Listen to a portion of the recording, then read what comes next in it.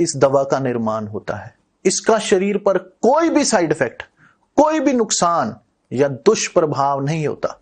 लड़के लड़कियां दोनों इसका इस्तेमाल कर सकते हैं।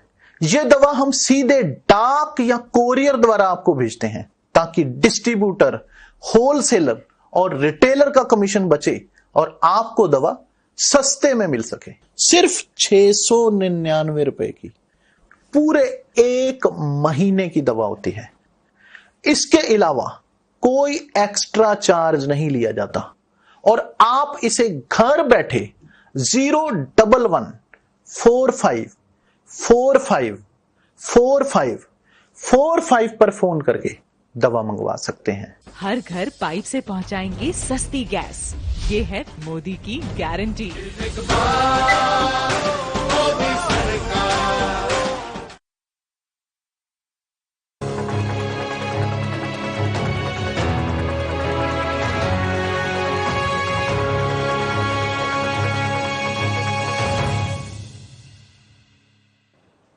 नमस्कार, मैं हूं आपके साथ सोनिया चौहान। मध्य प्रदेश छत्तीसगढ़ की खबरों में आप सभी का स्वागत है। बुलेटिन की शुरुआत करने से पहले एक नजर सुर्खियों पर। राजधानी रायपुर पहुंचे ओडिशा के विधायक पुरंदर मिश्रा। छत्तीसगढ़ के राज्यपाल विश्वभूषण हरिचंदन के बेटे के पक्ष में किया रोड शो। रकबा बढ़ाकर धान बेचने के मामले में 10 और किसानों को बनाया आरोपी। निर्दोष किसानों ने सीएम विष्णुदेव साय से लगाई न्याय की गुहार। पुलिस पर एक तरफा कार्रवाई करने का आरोप। कोंडागांव कलेक्टर ने संचालित कार्यक्रमों की समीक्षा। स्वास्थ्य केंद्रों के निर्माण कार्यों का लिया जायजा।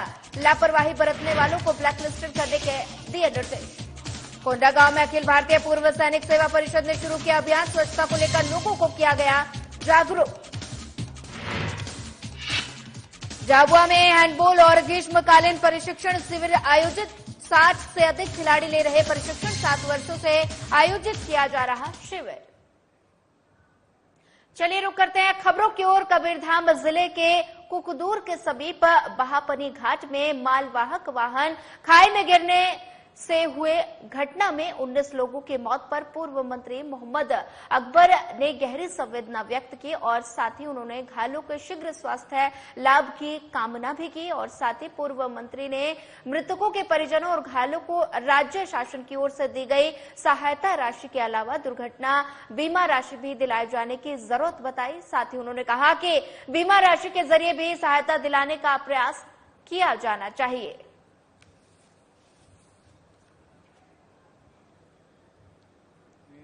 बहापानी के पास जो घटना घटित हुई है जिसमें करीब 19 लोगों की मृत्यु हुई है, ये दुखद है। मैं अपनी ओर से गहरी संवेदना व्यक्त करता हूं। जो ऐसी जानकारी समाचार पत्रों के माध्यम से पता लगा कि ड्राइवर जो है वो ब्रेक फेल होने के कारण वाहन से कूद गया। अब सवाल इस बात का है कि आजकल एडवांस टेक्नोलॉजी की सब गाड़ियां आती है और इसमें ब्रेक फेल होने की कोई गुंजाइश नजर नहीं आती। यदि ब्रेक फेल भी हो जाता है तो हैंड ब्रेक होता है और गियर कंट्रोल से भी गाड़ी कंट्रोल की जा सकती है। बहुत बारीकी से इसमें जांच करने की जरूरत है। और ये गाड़ी कुकदूर के किसी रामकृष्ण साहू की है। अब वाहन जो है वो मालवाहक है और इसमें लोग सवार थे। इसमें बीमा की राशि इनको मिल पाएगी या नहीं मिल पाएगी, ये एक प्रश्न चिन्ह है। क्योंकि मालवाहक में यदि कोई यात्रियों को परिवहन किया जाता है तो बीमा की राशि मिलने में कठिनाई आती है। ये पूरे मामले की जांच होने की जरूरत है और निश्चित रूप से राज्य शासन की ओर से मृतक के परिवारों को सहायता दी जा रही है। तो बीमा की राशि भी इनको मिले, इसका प्रयास भी राज्य सरकार की तरफ से किया जाना चाहिए।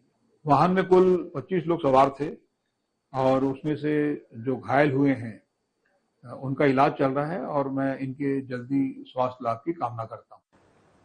छत्तीसगढ़ के राजधानी रायपुर के उत्तर विधानसभा से विधायक और ओडिशा चुनाव के सह प्रभारी पुरंदर मिश्रा छत्तीसगढ़ के राज्यपाल विश्वभूषण हरिचंदन के बेटे पृथ्वीराज हरिचंदन के पक्ष में आयोजित रोड शो में शामिल हुए और उपस्थित आम जनमानस को संबोधित करते हुए कहा कि भाजपा और नरेंद्र मोदी हर वर्ग के विकास के लिए प्रतिबद्ध है। और आगे उन्होंने कहा कि जिसको उड़ीसा में राज करते हुए 25 वर्ष हो गए लेकिन यहाँ की भाषा बोलना नहीं आता, वो क्या जनता की भावनाओं को समझेंगे और किसी भावार्थ को समझने के लिए उसका भाषाई ज्ञान होना जरूरी है। और विधायक पुरंदर मिश्रा ने अपील करते हुए कहा कि आप पूरे से संबित पात्रा और साथी चिल्का से पृथ्वीराज हरिचंदन जी को सेवा करने का मौका दीजिए, क्योंकि भारतीय जनता पार्टी ही एकमात्र पार्टी है जो गरीबों, युवाओं, महिलाओं और किसानों सभी का सम्मान करती है।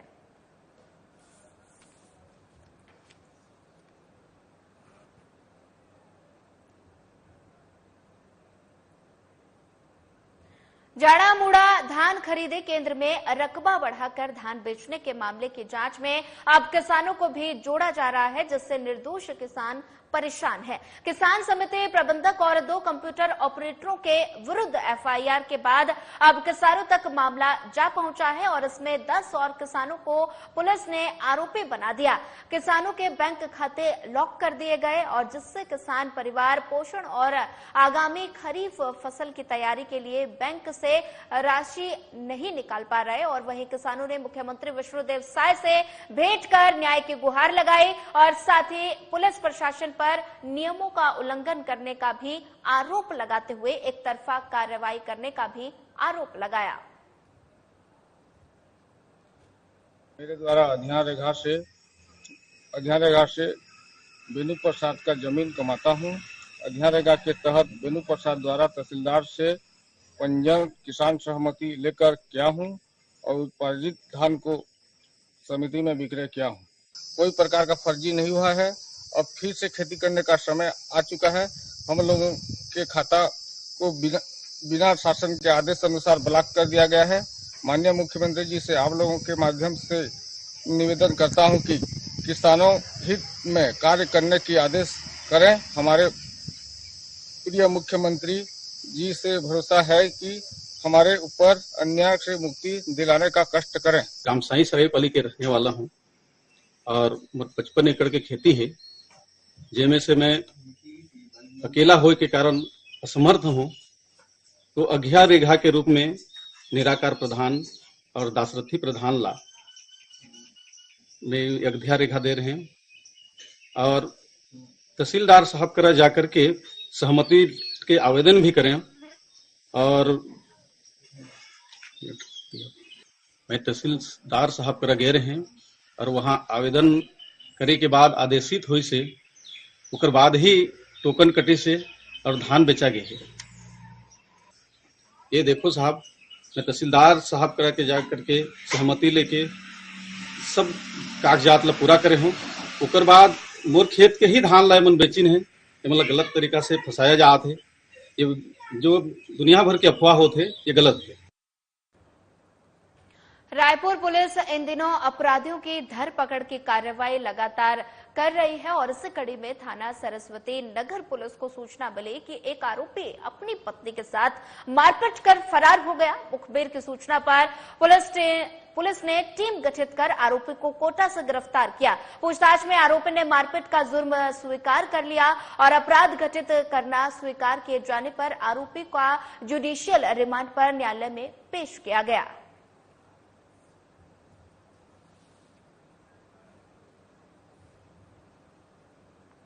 रायपुर में अभियान निजात के तहत लगातार नशा तस्करों के खिलाफ कार्रवाई जारी है और इसी कड़ी में पुलिस को मुखबिर से सूचना मिली कि ग्राम तामा सिवनी में एक व्यक्ति BSNL और टावर पर नीचे गांजा बिक्री करने के लिए रखे बैठा है और सूचना पर आरंग थाना उप निरीक्षक टीम के साथ पहुंचे, जहां आरोपी पुलिस को देखकर मोटरसाइकिल स्टार्ट कर भागने का प्रयास करने लगा, जिससे घेराबंदी कर पुलिस ने गिरफ्तार कर लिया, जिसके कब्जे से कुल 915 ग्राम गांजा बरामद किया गया, जिसकी कीमत लगभग 7,000 रुपए बताई जा रही है।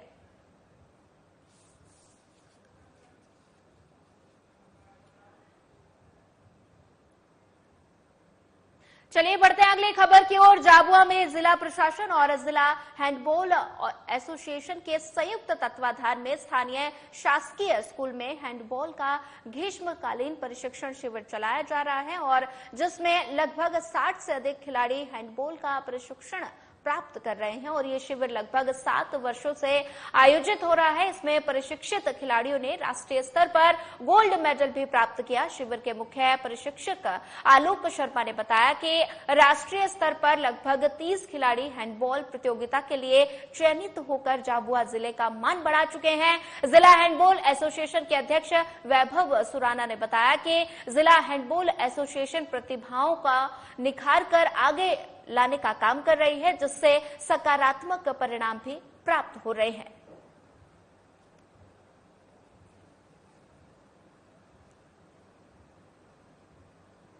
अगली खबर सेंधवा से है, जहां 11 वर्ष की नाबालिग मासूम से दरिंदों ने दुष्कर्म की घटना को अंजाम दिया। मिली जानकारी के अनुसार आपको बता दें कि बच्ची घर में अकेले थी और साथ ही इस दौरान घटना को अंजाम दिया गया।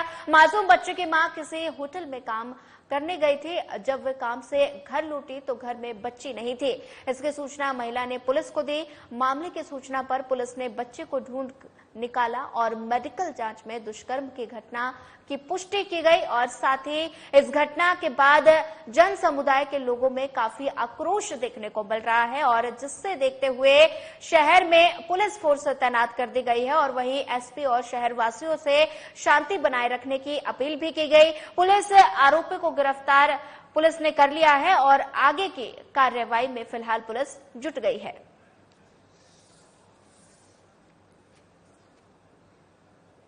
रात को 11 बजे एक महिला पुलिस थाना सेंधवा सिटी पर मौजूद हुई थी और उन्होंने बताया था कि उसकी बिटिया जो कि 11 वर्ष की है और रात को 8 बजे जब वो एक होटल पर काम करने गई थी, वहाँ पर उसके साथ उसकी बिटिया भी मौजूद थी। लेकिन जब वो काम करने के बाद बाहर आई तो बिटिया नहीं मिली थी।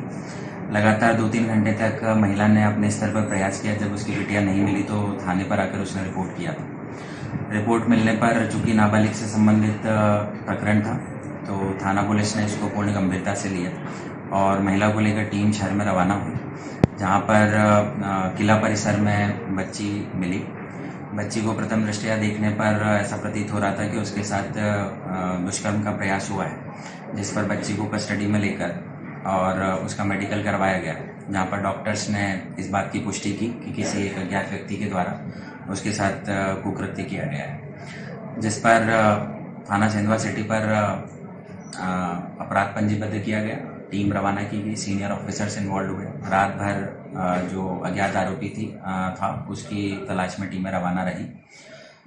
कुछ समय के पश्चात ही आरोपी वैज्ञानिक साक्ष्यों का अध्ययन करते हुए उसकी पहचान की गई। आरोपी को कस्टडी में लिया गया। भारत के पूर्व प्रधानमंत्री और कांग्रेस नेता राहुल गांधी के पिता राजीव गांधी की पुण्यतिथि मनाई गई और इस मौके पर राजधानी भोपाल में पीसीसी कार्यालय में श्रद्धांजलि सभा का आयोजन किया गया, जहां पर कांग्रेस नेता पीसी शर्मा, कांग्रेस प्रत्याशी अरुण श्रीवास्तव समेत सभी कांग्रेस कार्यकर्ता शामिल हुए और इस मौके पर सभी ने उन्हें श्रद्धांजलि दी और याद करते हुए कहा कि आपकी यादें हमेशा मेरे दिल में रहेंगी। राजीव गांधी ने 21वीं सदी की परिकल्पना की थी। राजीव गांधी ने ही महिलाओं को उनके अधिकार दिलाए, पंचायत राज्यों की स्थापना की और इसी के साथ उन्होंने कहा कि एमपी में कांग्रेस 12 से ज्यादा सीटें जीतेगी। आज समाचार पत्रों में है कि सब टैक्स बढ़ाने वाले हैं। ये 4 तारीख के बाद नगर निगम के, पानी के और जितनी भी जमीनों के सब टैक्स बढ़ाने वाले हैं और जनता को चूसने वाले हैं। ये सब बातें समाचार पत्रों में छपी है। पहले तो हम इसका विरोध करेंगे पूरी ताकत से और ये पैसा ज्यादा इकट्ठा करके ये निगम मंडल में लोगों को नियुक्तियां जो देंगे पैसे देंगे। मैं समझता हूँ कि जहाँ तक बात की आपने कांग्रेस से जो गए हैं उनका तो भगवान भी मालिक नहीं है। एक तो होता है ना कि वो भगवान मालिक है उनका तो भगवान ही मालिक। बीजेपी तो छोड़ो, भगवान भी उनका मालिक। ऐसा है नहीं, बैठक के अलावा क्या करेंगे?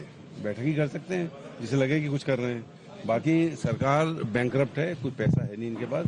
3000 रुपए देने की बात कही थी, महिलाओं को दिए क्या? जितनी योजनाएं है सब ठप पड़ी हैं। ये केवल बैठक करके मीडिया में आके बताएंगे कि हम लोग बहुत कुछ कर रहे हैं और करेंगे कुछ नहीं। भोपाल के मंगलवारा इलाके के अल्पना टॉकीज तिराहा पर 2 कार में सवार होकर आए बदमाशों ने फिल्मी स्टाइल में एक युवक पर फायरिंग कर दी और इसके बाद आरोपी ने युवक पर चाकू और छुरी से भी हमला कर दिया। युवक के जांघ में एक गोली लगी और साथ ही सूचना मिलने पर पुलिस मौके पर पहुंच गई।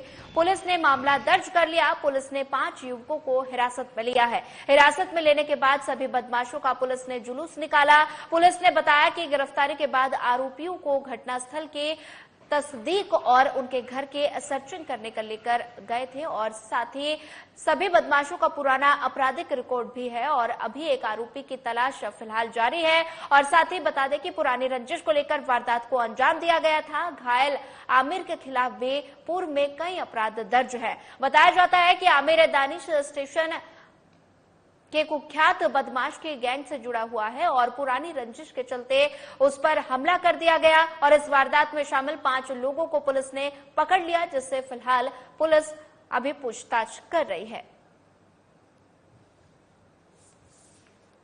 कल हमने काफी घटना के बाद ही गंभीरता से इसको लेते हुए और इनकी गिरफ्तारी भी हमने कल सभी की कर ली थी। 4 आरोपियों को अरेस्ट कर लिया था। एक आरोपी अभी हालांकि उसमें अभी बचा हुआ है, इसकी गिरफ्तारी करना है।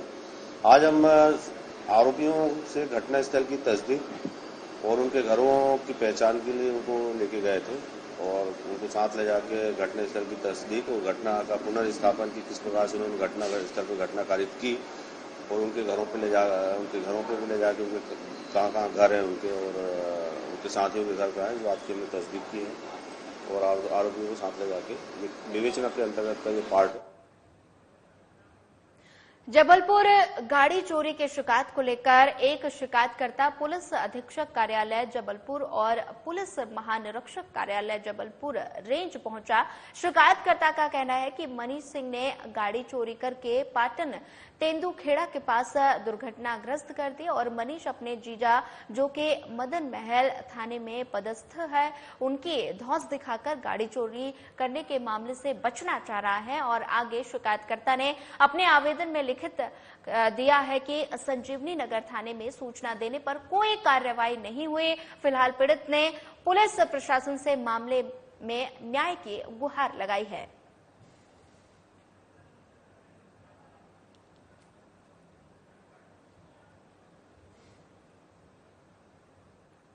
बालाघाट जिले के बिरसा जनपद पंचायत के अंतर्गत ग्राम माटे गांव में कुछ दिन पहले ग्राम माटे में एक आदिवासी युवती आरती मरकाम के साथ दुष्कर्म की घटना को अंजाम देकर उसे गोली मारकर हत्या कर दी गई थी और जिसकी प्राथमिक बिरसा थाने में दर्ज है, जिसकी जांच प्रक्रिया फिलहाल जारी है और जिसके विरोध में सर्व आदिवासी समाज के द्वारा गोंडवाना सामुदायिक भवन में बैठक आयोजित कर हजारों की संख्या में रैली निकालकर माननीय एसडीएम साहब बेहर को मुख्यमंत्री एवं राष्ट्रपति के नाम ज्ञापन सौंपा गया।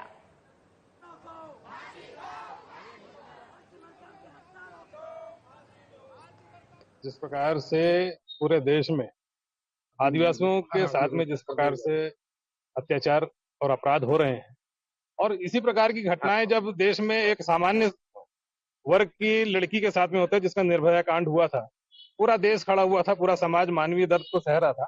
लेकिन जब आदिवासियों का मामला आता है तो उस समय हमारी माता बहनों के साथ में जिस प्रकार का बलात्कार और अपराध होते हैं उसके लिए और समाज में मानवीयता क्यों नहीं जागती, ये मेरा सारे मीडिया के माध्यम से सारे देश के समाज से एक सवाल है।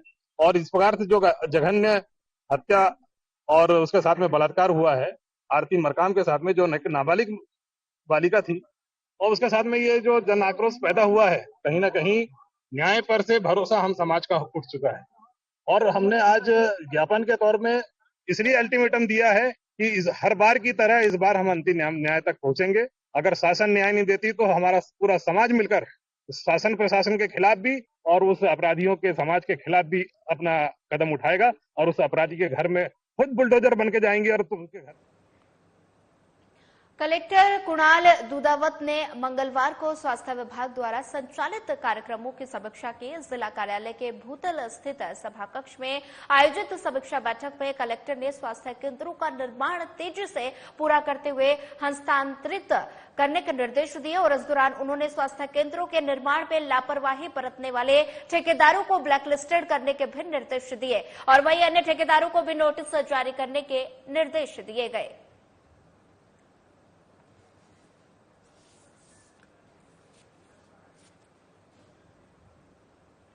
कोंडागांव अखिल भारतीय पूर्व सैनिक सेवा परिषद के तत्वाधान में स्वच्छता अभियान चलाया गया। प्रत्येक रविवार को अखिल भारतीय पूर्व सैनिक सेवा परिषद कोंडागांव के द्वारा बंधा तालाब पार्क के अंदर और बाहर झाड़ू लगाया जाता है और तालाब में से जलकुंभी को निकाला जाता है। इसी कड़ी में फरसगांव ब्लॉक में स्थित एकमात्र क्रिकेट स्टेडियम के अंदर और बाहर चारों तरफ साफ सफाई की गई और साथ ही इस अवसर पर कोंडागांव ब्लॉक में मुख्य नगर पालिका अधिकारी राजेंद्र पात्रे, अखिल भारतीय पूर्व सैनिक सेवा परिषद कोंडागांव के संरक्षक और बस्तर संभाग प्रभारी सुब्रत साहा समेत निशुल्क सैन्य प्रशिक्षण ले रहे कुल 400 परीक्षार्थी शामिल रहे।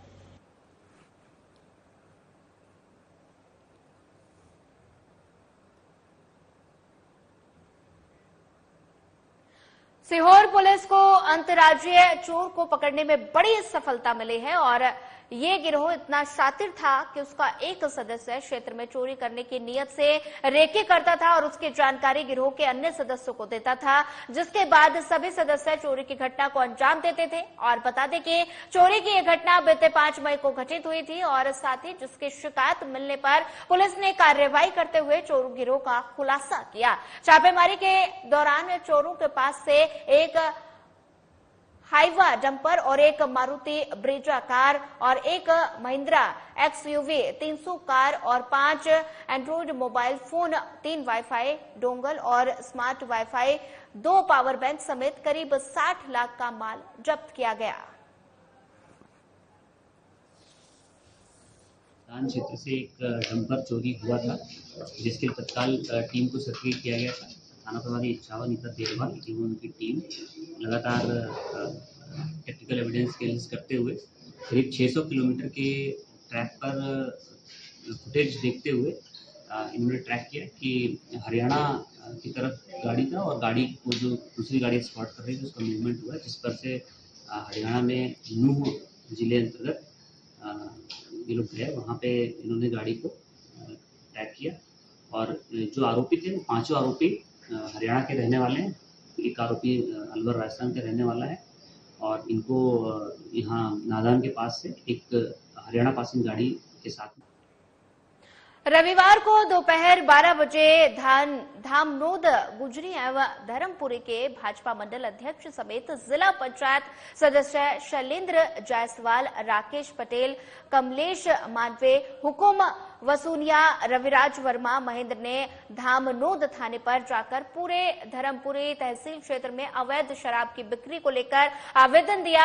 हमारे द्वारा भी ये खबर लगातार प्रमुखता से चलाई जा रही है कि क्षेत्र में अवैध शराब का परिवहन धड़ल्ले से चल रहा है। जिम्मेदार अधिकारी आंखें बंद कर बैठे हैं। प्रतिबंधित क्षेत्र नर्मदा पट्टी में ये अवैध शराब कुछ अधिक बिक रही है और साथ ही क्षेत्र में आए दिन रात के अंधेरे में होटल, ढाबा व किराना की छोटी छोटी दुकानों पर धड़ल्ले से अवैध शराब की बिक्री हो रही है। वहीं शराब ठेकेदार द्वारा MRP से अधिक मूल्य में शराब बेचने को लेकर धामनोद थाने पर आवेदन दिया गया। हम शराब ठेकेदार जो आज जो सिंडिकेट बना रखा है उस सिंडिकेट के विरोध में खड़े होकर आए हैं, क्योंकि आए दिन यहाँ पर जो शराब बिक रही है वो अपने MRP रेट से अधिक रेट में बेच रहे हैं। साथ ही में यहाँ पर जो ठेकेदार है, जो कई ऐसी अवैध शराबें चल रही है जहाँ पर कई दुकानों में, किराना दुकानों ऐसे अन्य कई स्थानों पर शराब बेची जा रही है, जिसपे आबकारी अधिकारी भी कोई भी किसी प्रकार की कार्रवाई नहीं कर रहे हैं।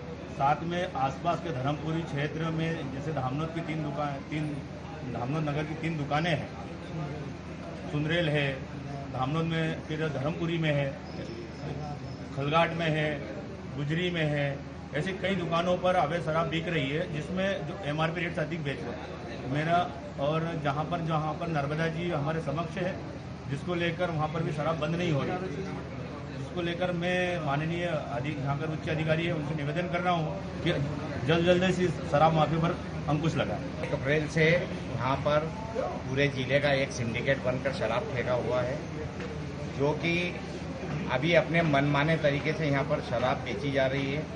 हाई रेट लिए जा रहे हैं, जो प्रिंट MRP है उससे भी ज़्यादा रेट पर शराब बेची जा रही है। उनकी शिकायतें बार बार आ रही है, हमने खरीदी करके देख ली है, वो हाई रेट पर शराब बेच रहे हैं और ना आबकारी उसमें कुछ देखने को तैयार है और न सुनने को तैयार है।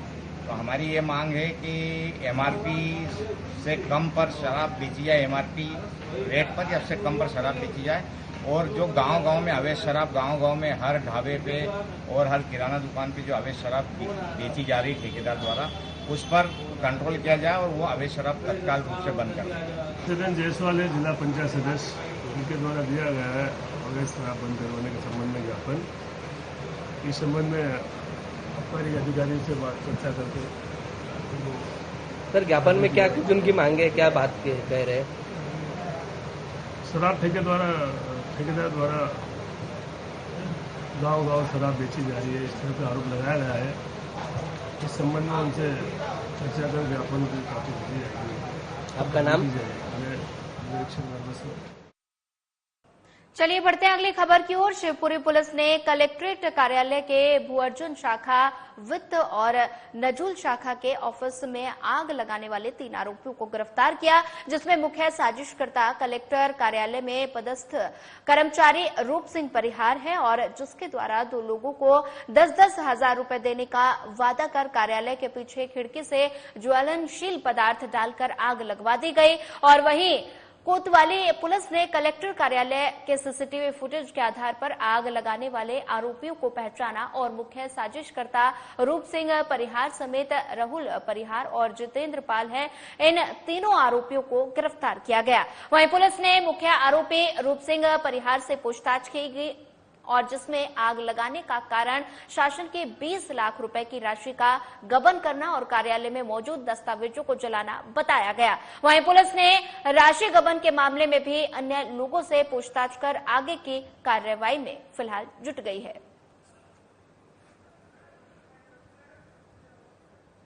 समझना पड़ेगा, यहाँ 2 अलग-अलग डिपार्टमेंट काम कर रहे हैं। फिलहाल इस बुलेटिन में इतना ही। ज्यादा खबरों के लिए बने रहिए हमारे साथ। नमस्कार।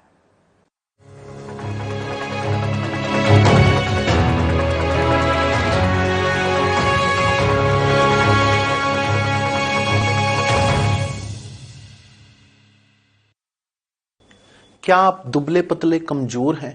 आपकी सेहत नहीं बनती, भूख कम लगती है, वजन नहीं बढ़ता? दरअसल मेन बात खाना पीना खाना नहीं है, मेन बात है खाया पिया शरीर को लगना।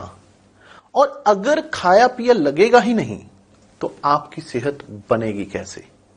इसलिए हमारी संस्था सन्यासी आयुर्वेदा ने एक ऐसी दवा का निर्माण किया है जो कि आपके लिवर को, आपके पाचन तंत्र को दुरुस्त करने का काम करती है, ताकि आप जो भी खाएं उसका पूरे का पूरा निचोड़ आपके शरीर को लगे, आपकी भूख बढ़े, खाया पिया सही से लगे, नया खून बने, हड्डियों में जान आए, वजन बढ़े और आप मोटे तगड़े खूब